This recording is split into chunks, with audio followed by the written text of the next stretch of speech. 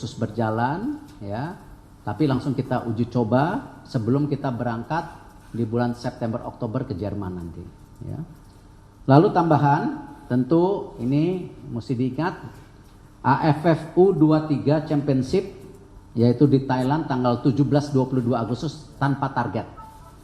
Ya, kita akan mempersiapkan tim yang memang kita mau lakukan bagian mengisi daripada tentu persiapan U23 yaitu AFC Cup. Jadi bukan tim inti, tetapi kita ingin menjadi sasaran antara supaya mereka juga punya tentu bisa beradaptasi sehingga ada beberapa pemain juga kita bisa siapkan nanti ya kan tetap yang namanya pemain itu ada resiko cedera, kecapaian, fatigue dan lain-lainnya. Termasuk buat Asian Games di Hangzhou ya. Itu bulan September Oktober. Nah, itu juga sama. Ini sasana antara. Jadi saya sejak awal kami memberanikan diri ya.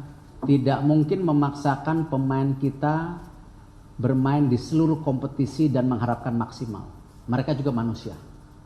Sasaran prioritas kita sudah sampaikan AFC U23 ya, berkualifikasi nanti di tahun depan itu sebagai tentu jendela untuk Olympic qualifiers.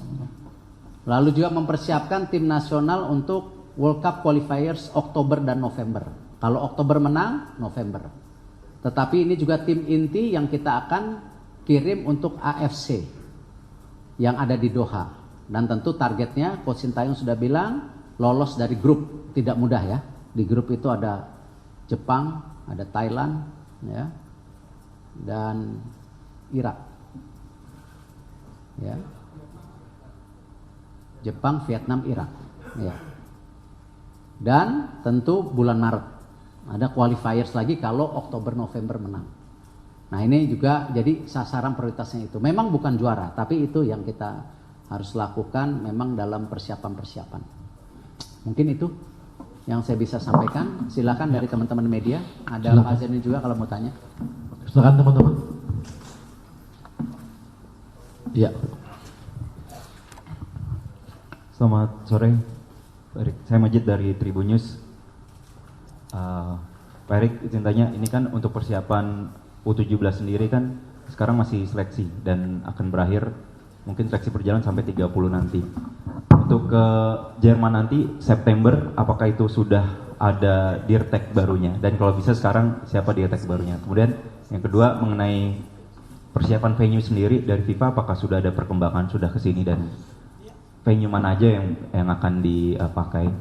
Dan mungkin buat Pak Wakil, Pak Zainudin Amali, yang di persiapan timnas U17 ini menjadi salah satu fokus Bapak, kenapa Bapak tidak mendapatkan jabatan di komite tetap atau seperti apa tuh Pak? Gitu ya, terima kasih. Ya, terakhir dulu ya, kenapa saya tidak ada dalam posisi komite tetap. Jadi kami ini ber-15 ya, ber-15 dari ketua umum, wakil ketua umum sampai dengan Esko. Nah, sementara komite tetap itu hanya ada 14 ya, sehingga harus ada salah satu yang tidak mendapatkan itu. Saya sudah minta izin kepada ketua umum karena berbagai penugasan dari ketua umum, baik itu di IB, kemudian di Timnas, maka saya bilang kalau boleh diizinkan oleh ketua umum, saya tidak punya posisi di komite tetap. Dan walaupun ketua umum agak berat, tapi ya akhirnya diizinkan juga. Tapi bagi saya kira tidak ada nama saya di komite tetap. Saya sebagai wakil ketua umum PSSI, saya tetap punya kewajiban untuk melakukan tugas-tugas, membantu ketua umum untuk mengawasi semua komite tetap ini. Di samping itu kan teman-teman juga tahu, saya begitu berhenti dari Menteri Olahraga, ya kantor saya di PSSI. Saya tiap hari ngantor di PSSI. Jadi ada tidak nama saya di komite tetap, itu tidak ada masalah buat saya. Nah, itu yang penting kerjanya Pak. Nah kemudian tentang U17, memang sebagaimana pengantar Ketua Umum tadi, kita ada pembagian tugas dan saya mendapatkan tugas berkonsentrasi di prestasi tim nasional, yakni U17 ini. Nah sekarang kita sedang berkeliling, menambah lagi talenta-talenta yang ada di daerah-daerah. Di samping tim utamanya kan adalah juara AFF U16 tahun lalu yang dipegang oleh Coach Bima Sakti. Namun demikian tetap masih terbuka peluang untuk anak-anak muda kita di seluruh Indonesia yang punya kemampuan sesuai dengan spesifikasi yang sudah digariskan oleh pelatih. Nah itulah yang akan diseleksi nanti, sebab mereka bukan langsung dapat, tetapi mereka tetap akan diseleksi juga untuk bawa ke Jerman. Nah Ketua Umum tadi sudah menyampaikan mudah-mudahan sih tidak ada apa-apa yang sudah terseleksi ke Jerman. Seandainya ada, maka kita sudah siapkan pelapis-pelapisnya di bawah. Saya kira itu bagian saya, Ketua Umum. Kemarin sudah hadir dari PSSI Jerman, kita sudah makan malam.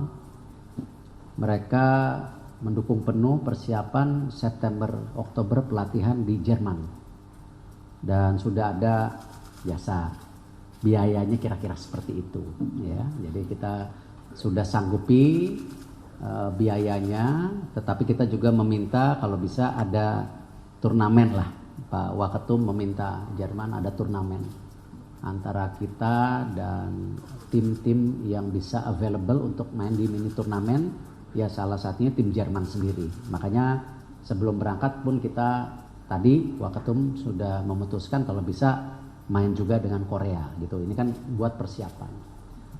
Lalu untuk direktur teknik, alhamdulillah sudah terjadi kesepakatan, tapi belum tanda tangan. Kan biasa negosiasi lah.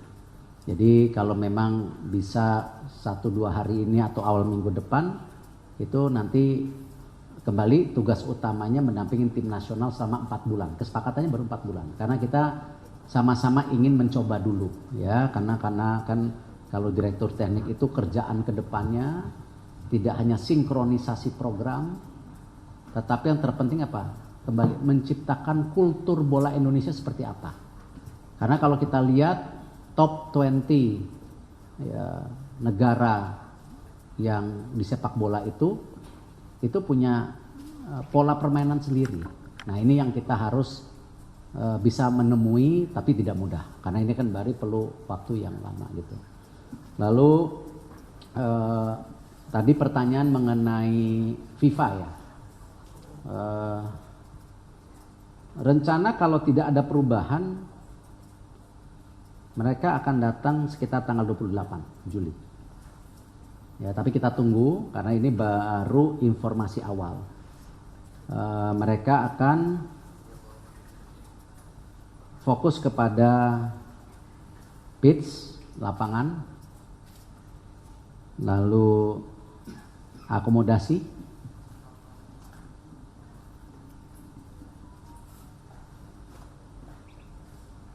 venue management, yaitu akses mereka akan nilai,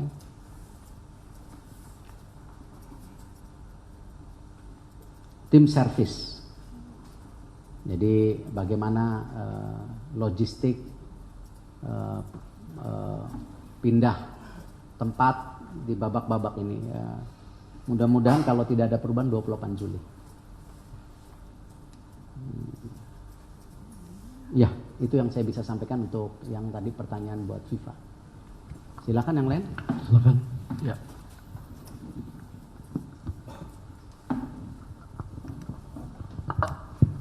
Selamat sore Pak, Niar dari RRI. Izin terkait pertanyaan untuk timnas U17, tadi sempat ngomong juga tadi pagi sama Coach Bima, kan kalau tidak salah di pertemuan sebelumnya kalau tidak salah tanggal 7 Juli kemarin ketika Pak Ketum rapat koordinasi dengan Menpora, kurang lebih sekitar ada 30 pemain yang datanya sudah diserahkan, atau pemain diaspora yang datanya sudah diserahkan oleh Kemenpora kepada PSSI. Sejauh ini Pak boleh tahu apakah ke-30 nama ini sudah ada persetujuan untuk surat dari PSSI ataukah masih menunggu komunikasi antara mereka secara pemain dengan pelatih, dalam hal ini Coach Bima Sakti dulu, baru ada surat untuk ke-30 pemain tersebut. Terima kasih Pak. Iya, nama-nama yang sudah diserahkan dari pemerintah dalam hal Kemenpora tentu diterima dengan baik oleh PSSI, oleh Ketua Umum. Federasi sangat mengapresiasi bantuan dari pemerintah itu. Namun kalau urusan teknis tetap kita serahkan kepada pelatih. Dari jumlah yang disebutkan tadi, berapa yang sesuai dengan kualifikasi yang dibutuhkan oleh pelatih, nah itu yang kemudian oleh federasi akan direkomendasikan. Jadi semua teknis kita serahkan pada pelatih. PSSI tidak ada campur tangan apapun. Siap yang untuk posisi mana itu semuanya tergantung dari pelatih. Jadi tunggu saja penilaian objektif apakah memang benar-benar pelatih membutuhkan nama-nama itu dalam posisinya masing-masing atau memang kita sudah ada stok. Tentu akan di-compare, akan diperbandingkan dengan stok pemain yang ada. Itu kira-kira Ketua Umum. Saya juga akan menghadiri seleksi di Jakarta hari Sabtu dan di Solo hari Minggu. Jadi saya coba hadir 5 nih Pak Waketum dari 17 kota, karena rencana di hari Sabtu Minggu ini ada kurang lebih 4 kota. Jadi saya mungkin baru bisa 2 saja. Jadi ini bagian dari seleksi, tetapi kabar gembira, hasil seleksi di Bali yang memecahkan rekor 947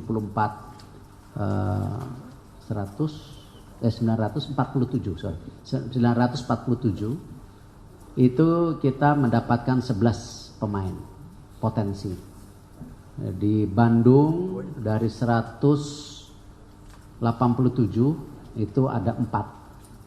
Di Sumatera Selatan 127, angkanya 77 semua, saya nggak ngerti kenapa, karena kangen Ronaldo kali ya. Itu dapat 2.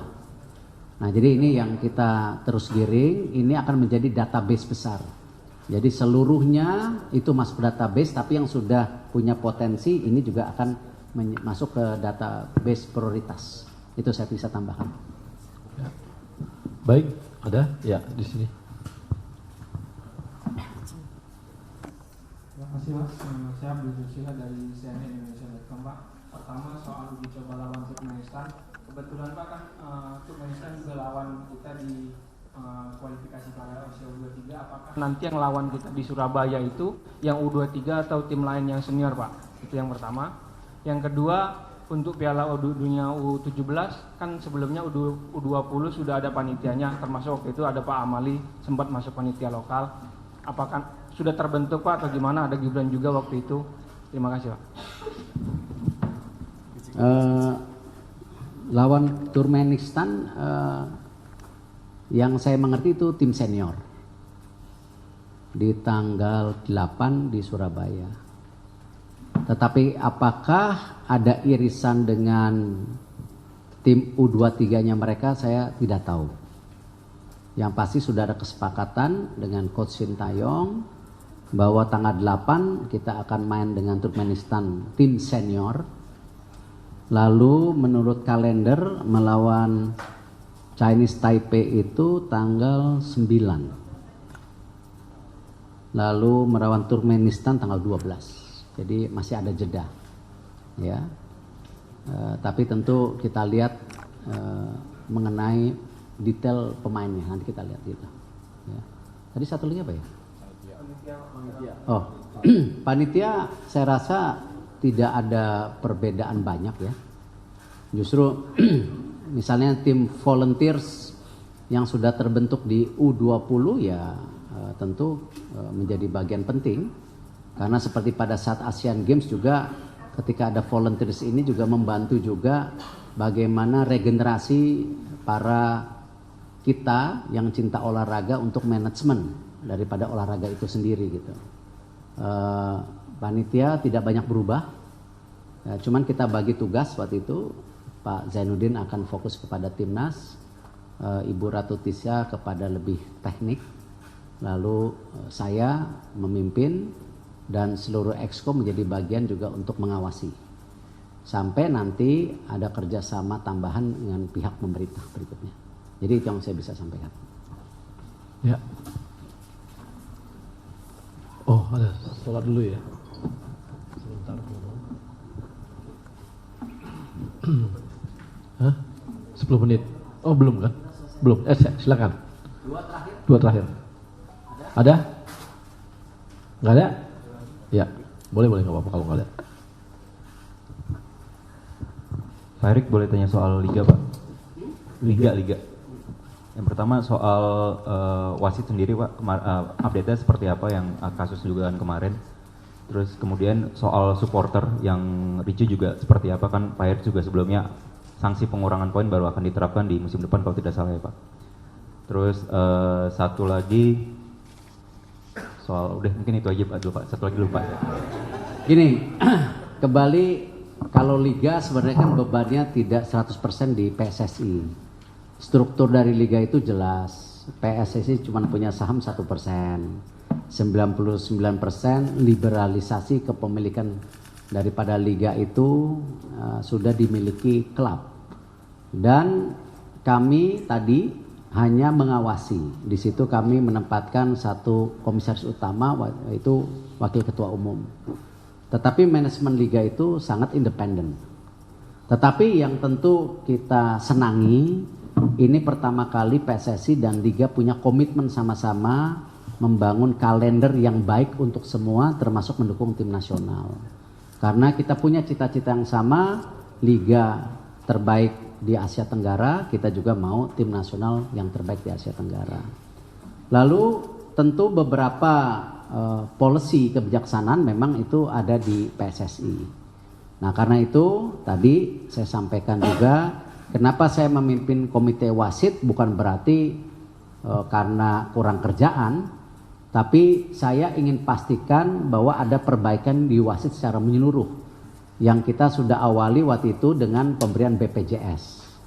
Lalu kita berikan juga pendapatan yang baik, ya kan kita sudah hitung setiap wasit bisa meniup minimal berapa belas kali, lalu sekali tiup berapa juta, sehingga per tahun dibagi berapa juta. Jadi saya rasa bahkan saya itu waktu itu sampaikan gajinya lebih tinggi dari menteri untuk Liga 1. Jadi secara basis fondasi awal, kesehatan dan pendapatan sudah dicukupi. Nah sekarang tinggal kualitas. Kualitas kemarin kita sudah ada lagi training VAR kedua, ya. Yang pertama sudah, VAR kedua sudah. Untuk menuju mensukseskan VAR implementasi di bulan Februari. Nah ini terus kita tata. Kita juga akan membentuk komite wasit. Terus terang saya belum bisa maksimalkan karena masih menunggu nama dari Jepang. Karena kan kita rencana ini pertama kalinya instruktur di wasit dari Jepang ada di badan perwasitan dan itu dibolehkan. Nah, ini yang kita sedang dorong. Tapi kalau masalah tentu kecurangan di lapangan pasti saya gigit. Ya, karena itu saya rasa silakan cek, Barreskrim sudah memanggil juga, ya, termasuk dari PSSI, termasuk dari perwasitan, sudah kita mendukung penuh. Tetapi yang kembali saya tekankan, jangan juga wasit yang memang memimpin ada kesalahan karena bukan dibayar, itu disamaratakan seakan-akan dibayar. Ini manusia juga, bisa aja dia pressure, ya, meniup salah atau tidak melihat. Nah ini kita juga jangan samaratakan. Tetapi itu pun komite wasit sudah mengirimkan surat kan, tidak boleh memimpin pertandingan 2 kali sampai kita memberi hukuman yang lebih dalam lagi. Nah memang penggunaan teknologi VAR ini yang kita harapkan supaya kita tidak ada curiga-curiga di antara kita atau dusta di antara kita. Nah VAR ini paling nggak bisa mengurangi. Nah tapi masalahnya VAR ini baru Februari. Nah ini yang kita terus saja kita benahi, tetapi pasti kalau ada nakal pasti kita hukum seumur hidup gitu ya. Nah kalau supporter sendiri kan sudah sejak awal saya sudah mengingatkan, kita ini bukan tidak dihukum oleh FIFA, kita ini dipantau oleh FIFA. Kalau ada kejadian yang tidak diinginkan pasti dihukum. Nah karena itu kesepakatan pemerintah dan FIFA, PSSI dan pihak kepolisian dengan juga tentu liga yang utama, kita tidak ada supporter tamu selama 2 tahun. Tapi kalau tahun pertama ini bagus, ya bisa aja tidak 2 tahun. Nah kalau tahun ini ada kerusuhan, ya dihukum. Pasti. Nah ini yang kita tidak mau gitu. Apalagi pihak kepolisian dan pemerintah sudah berbaik hati. Ini pertama kalinya yang namanya izin dikeluarkan setahun. Itu. Nah, saya berharap para supporter menahan diri. Jangan sampai merugikan klubnya. Jangan sampai merugikan Indonesia yang sedang serius membangun sepak bolanya, khususnya PSSI untuk tim nasional. Saya memohon gitu. Nah, apakah akan diterapkan pengurangan? Ya tentu kita mesti duduk sama liga. Kalau liga bilang sama klub-klub, ayo kita terapkan tahun ini, saya mau minggu ini gitu. Tapi kan nggak bisa begitu. Nah kita duduk karena dari kesepakatan liga sudah ada 3 perubahan waktu itu aturan. Nah kita bisa aja nanti mungkin kita bisa call rapat dengan liga. Kemarin juga Pak Waketum mungkin boleh sampaikan hasil rapat, silakan sedikit. Ya, jadi kemarin saya atas arahan Ketua Umum memimpin rapat dengan Liga, PT LIB maksudnya dengan Komdis dan tentu dengan PSSI, dengan Esko. Dan itu beberapa hal yang kita samakan persepsi, karena bisa jadi apa yang kita maksudkan, misalnya seperti yang disampaikan oleh Ketua Umum tentang pengurangan poin, idenya seperti itu, belum terakomodir di dalam aturan. Nah, Komdis sekarang ini mereka bersidang berdasarkan kode disiplin tahun 2023 yang sudah disahkan di Kongres. Nah, tentu tidak bisa serta-merta apa yang kita inginkan langsung bisa masuk di situ. Tapi untuk jalan keluarnya, Liga sudah sepakat apabila ada hal-hal yang masih perlu diakomodir, maka ada ruangnya itu diregulasi. Kalau itu kan hanya di Liga saja. Tapi tujuannya kita memperbaiki hari demi hari tentang kompetisi kita, tentang supporter kita, itu sudah ada kesepakatan PSSI, Komdis dan Liga. Kira-kira itu hal yang menjadi kesimpulan kemarinnya Ketua Umum. Loh, nambah. Udah terakhir kamu terakhir. Ya. Saya mau bertanya terkait update 9 hasil rekomendasi proses pelaksanaan tim gabungan pencari fakta yang kemarin ini, untuk update-nya seperti apa, yang mana sudah berjalan maupun belum, dan kemudian hampir saat ini 1 tahun tragedi Kanjuruhan ini kan berjalan, bagaimana dari PSSI sendiri terhadap tata kelola supporter maupun hak asasi para keluarga korban yang saat ini masih harus ditindaklanjuti. Terima kasih. Ya, kembali saya secara pribadi waktu itu sudah menghimpun dana. Sebelum jadi ketua PSSI, itu terkumpul lebih dari 1 miliar.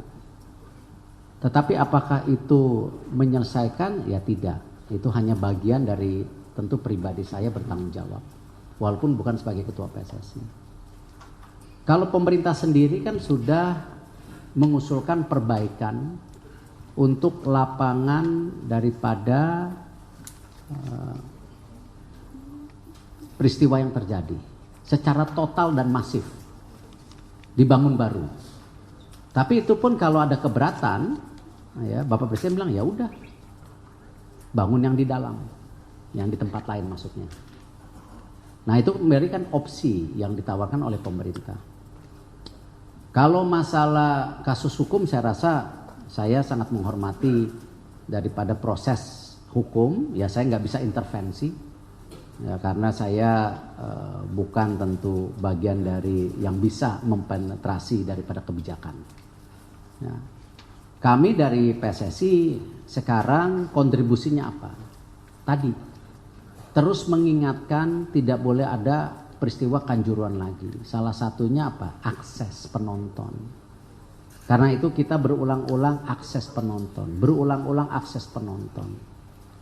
Nah, dan salah satu komitmen yang PSSI dorong dan pemerintah menyetujui yaitu renovasi 22 stadium. Renovasi 22 stadium yang kembali bukan berarti karena uang disebutkan dengan nilai yang sangat besar 1,9, itu juga sebagian untuk akses dan perbaikan yang ada gitu. Jadi saya terus komitmen ya dalam menjaga tidak ada peristiwa Kanjuruhan lagi.